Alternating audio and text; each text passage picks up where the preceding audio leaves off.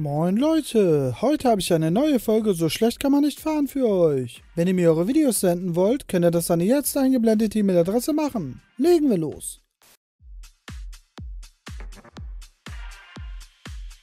Deswegen immer das Dach sauber machen.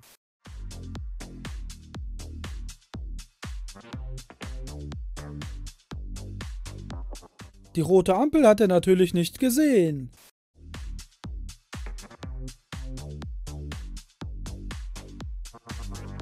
Jetzt als Rentnerfahrzeug verkaufen.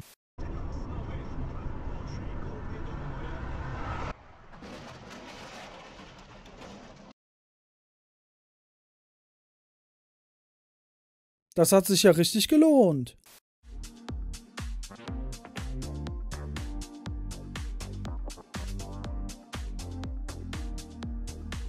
Der wollte doch nicht nur einparken.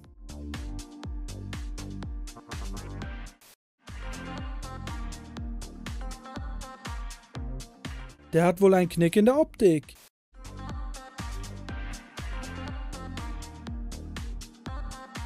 Super Ladungssicherung.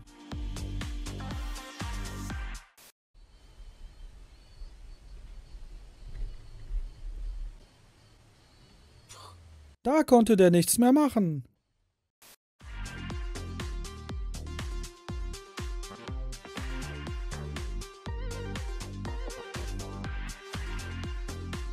Wer keinen Platz hat, macht sich den Platz einfach.